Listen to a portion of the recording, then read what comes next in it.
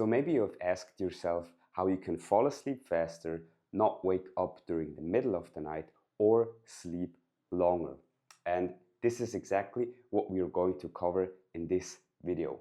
First of all, we are going to look at what the negatives are if you do not sleep enough, what the positives are if you master sleep, and then I will dive into 3 simple steps on how you can master your sleep. My name is Jonas, and as a sports scientist, I help entrepreneurs optimize and improve their health and performance. And if you want to work with me one-on-one, you can click the link below. So let's dive into it. First of all, why is sleep so important? So if we do not sleep enough or have a little quality sleep, what happens is we expose ourselves to a higher risk of, for example, getting a heart attack, a high risk for getting diabetes, cardiovascular diseases, and even psychological problems can stem from not getting enough sleep. But what happens then if we master our sleep? Well, we increase our energy, for example, by increasing our testosterone levels. Also, by sleeping more, during the sleep, we learn more. We can also deal better with trauma and resolve, for example, emotional issues. So we will feel better and more equally balanced during the day. And also, we decrease the risk for getting cardiovascular diseases and also accidents such as having a heart attack. For example, this time shift which happens when you, for example, when we change from winter to summertime or from summer to winter time. Right. So they did an analysis of what happens when we lose 1 hour of time. And they found a shocking statistic that when we lose 1 hour of sleep, there are 40% more heart attacks happening the day after. And they did a cross-sectional analysis with multiple countries. But a stunning fact also was that when our population gained 1 hour of sleep because of the time shift, there were 40% less heart attacks. And also, just as a statistical number, in Switzerland, there are 50,000 accident or traffic accidents happening due to a lack of sleep. So you see how important this topic is. Now, when we dive into the 3 steps on how to improve our sleep, we will find that, first of all, what we want to do is having a good light exposure management. Second of all, creating a sleeping routine or evening routine. And third of all, integrating and consciously and perfectly timed integrating physical activity into our daily and weekly schedule. When we look at those principles, there is one thing those principles all have in common, which is the principle of oscillation and rhythm. Everything in life happens with a rhythm, whether it's music, whether it's the circadian rhythm, whether it's the rhythm or the circulation of our planet around the sun. Everything happens with contrast and rhythm. And this principle we're also going to apply in those 3 steps. So let's get into them. First of all, light exposure. Light exposure is the most potent aspect when it comes to improving and regulating our sleep. Why? Because our eyes are directly connected to the sleep regulating centers in our brain. For example, one important part is called suprachiasmatic nucleus, which regulates our activity in our body, especially in coordinates with the how can I say it? With the circadian rhythm and our inner body clock. So how do we then use this factor to improve our sleep? Well, first of all, we want to see sunlight first things first in the morning, ideally in the time window of the first 60 minutes after waking up. And if it's sunny outside, we want to avoid sunglasses to get sunlight directly into our eyes. If it's cloudy outside, we still want to see sunlight or daylight, but just longer. Up to 30 minutes would be ideal. Because what happens then? If we see sunlight in the morning, then our body wakes up faster. Cortisol, a stress hormone, gets released faster and wakens us up naturally. Also, by avoiding caffeine, we can increase this natural waking up effect. And also by seeing sunlight first things first in the morning, we set an internal timer, which then activates melatonin release in the evening when the sun goes down. Melatonin is a very important sleep hormone, which helps us fall asleep faster.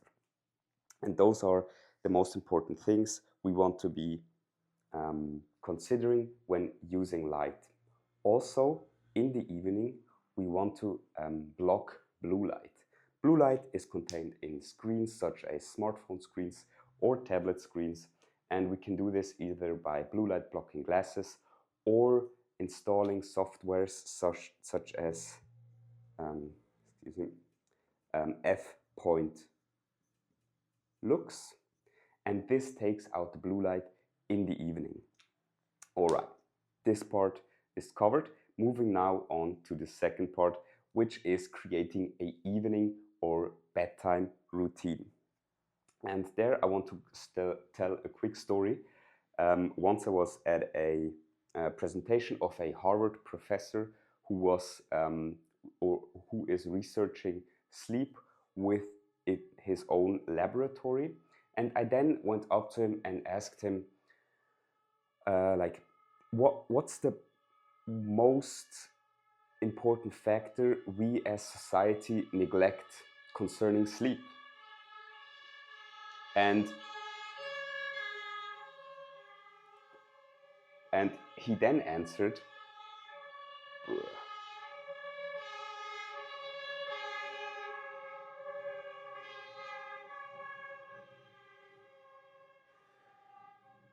all right, that was just like the firefighters walking through or driving through.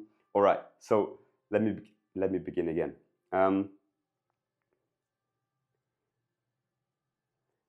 And concerning this part, I want to tell you a quick story. So I once was at a presentation of a Harvard professor who was researching about sleep at his own laboratory. And I then asked him, what's the most important factor we as society neglect about sleep? And he then answered, regularity. So what he meant by that was, or he further elaborated on it, and he said, like, if we manage to regularly go to sleep at the same time, we can drastically increase our sleep quality. And one part which helps us achieve this point is a good bedtime routine. And what does that do? Well, again, it creates a rhythm for our body to wind down and get ready to sleep. And it is very important to mention that we can't just like finish work, eat, and then fall asleep fast. We have to give ourselves time to unwind.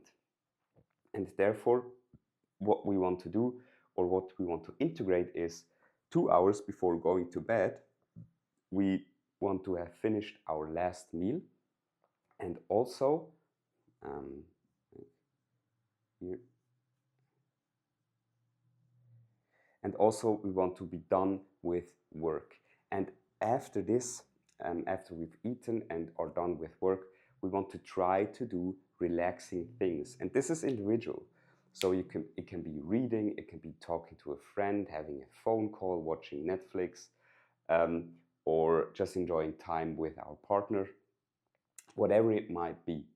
And what is also advisable to do, that it is always the same flow, because when it is the same flow or the same routine, we then give our body the sign to, okay, now it's time to unwind, now you can relax, and he has those cues to get ready to go to sleep. It's almost like an athlete who prepares himself for a competition. He always has the same routines to get himself into the optimal state of performance. And in that case, we don't want to perform physically at our highest level, but we want to perform at our most relaxed level to be or to have optimal sleep. Exactly. So yeah, that's the purpose of a evening routine, and those are also the most important rituals. One aspect as well is to once again cover or dim the lights, because then, as we said here, light is the most potent factor of regulating our circadian rhythm. We want to here dim our lights to also give our body space to unwind. All right, moving now to the third part of improving our sleep. And this part, as I already mentioned, is physical activity. So in the last video, I talked about what the perfect protocol is, or a optimal protocol. And in that case, it is 3 times per week strength training and 2 times per week cardio. All right. Now the question becomes, how and when do we want to integrate this exercise? If you have trouble falling asleep in the evening, I recommend or I invite you to integrate exercise. Let's say we have our day here. Integrate exercise early in the morning. Why? Because when we exercise early in the morning, we increase our cortisol levels, we help our body wake up even more, and when we are active early in the morning, we tend to be more relaxed in the evening. And also, if we do this over time, we program our body to wake up in the first half of the day and to relax in the second half of the day. Just for training times, if you want to train, it would be optimal to train or start training in the first hour after waking up or 3 hours after waking up.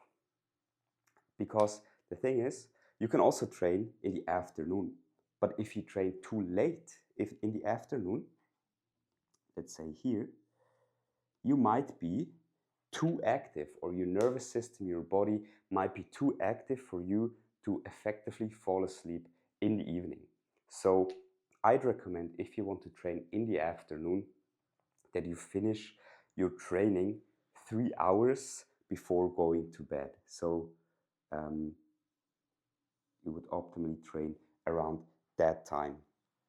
And that's, by the way, also how you can adapt yourself to jet lag very fast. So if you're jet lagged and have trouble falling asleep in the evening, one way to effectively reduce your jet lag as fast as possible is by training in the morning, to then make sure that you can fall asleep faster in the evening. Exactly. This is that. Do you have something to add to this? No, that's all, or those are all important points concerning physical activity. Yes. So to conclude, sleep is important because you can reduce the risk of having a heart attack or cardiovascular disease. Light is the most potent factor when it comes to regulating our sleep. So we want to see sunlight first things first in the morning and avoid blue light in the evening. Wind down routine, try to relax, try to do the same things over and over again to give your body the cues to perform at your most relaxed level. Physical activity try to incorporate it in the morning or in the early afternoon to help your body fall asleep faster. That's it for this video. Again, if you want to work with me one-on-one, you can click the link below. And I hope you could take away a lot of value, and I wish you lots of success by implementing those important points. And yeah, until then, stay safe, stay healthy, and see you next time.